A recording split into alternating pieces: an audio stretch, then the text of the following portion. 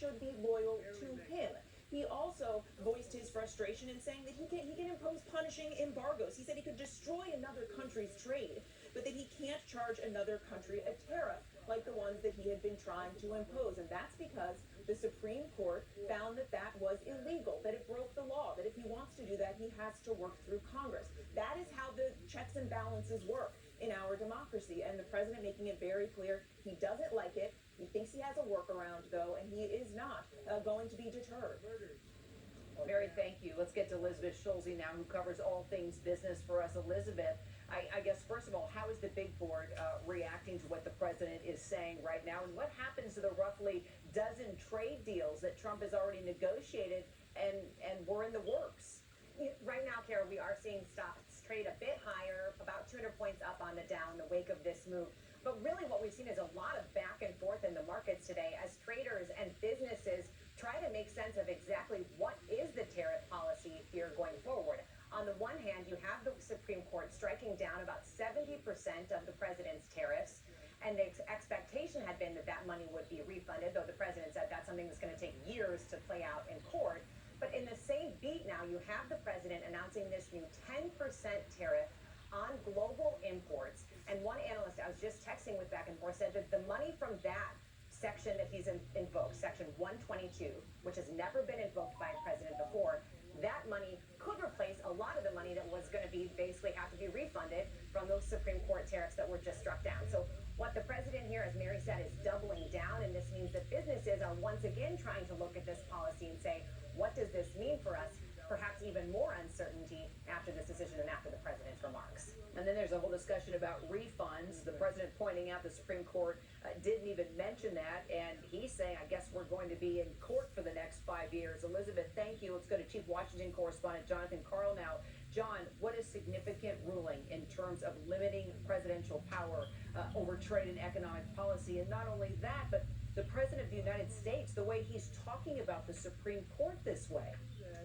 Yeah, I mean, look, this was putting back to Congress a power that was explicitly given to the legislative branch in the Constitution, the power to impose duties, the power to impose tariffs. But, Kira, I have to say, those were extraordinary words from the President of the United States directed to the Supreme Court. We have never before heard anything like that from the chief executive in this country. He referred to the Supreme Court as, let me just read a few of the exact words he used, big fools and lapdogs for the rhinos and the radical left. Disloyal, he called them, disloyal to the Constitution. He said they were unpatriotic. He said that the justices in the majority here were swayed by foreign interests. He talked about the Supreme Court majority in this case as if it was virtually a criminal majority. This is not a normal situation to hear a president of the United States speak about the Supreme Court like that. We have heard presidents criticize Supreme Court decisions, but never suggest that members of the Supreme Court, including two members that he put on the Supreme Court, are actually disloyal to the country and swayed by foreign influences. But that's what you just heard the President of the United States say. John Karl, thank you. Let's go to our senior Washington reporter, Devin Dwyer. Devin, let's talk about other big cases still on the docket now. We were waiting for tariffs. It's happened. What do we look forward to now? Yeah, and notwithstanding that harsh rhetoric here, the Supreme Court has been giving Donald Trump a remarkable winning streak. Just a few months ago, the president was praising the very same justices that he attacked today, and likely those same justices will hand down some very significant rulings on his other claims to presidential power. The ability to remove heads of independent agencies, the ability to remove a member of the Federal Reserve, and his attempt to redefine birthright citizenship in America. This is not the end of the story with this president and this Supreme Court. Every president has wins and losses. This one did in his first term, and a lot more to come in the next few months, Kiro. Devin, thank you. And Mary, our legal analyst, saying this shows that no one is above the law, that the separation of powers is still meaningful. And Kira, I keep thinking about the fact that the president is going to come face to face with these justices, face to face with this separation of powers next week during his State of the Union address.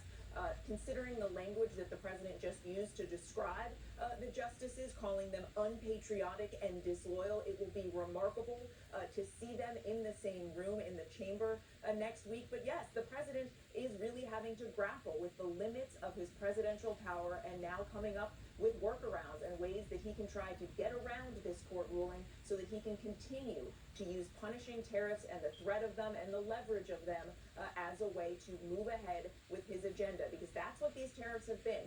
The president has joked often that tariff is his favorite word, and he is making clear today that he is not abandoning this as the central tenet of his agenda. Mary, thank you. Elizabeth, one more question. We've been interviewing so many business owners.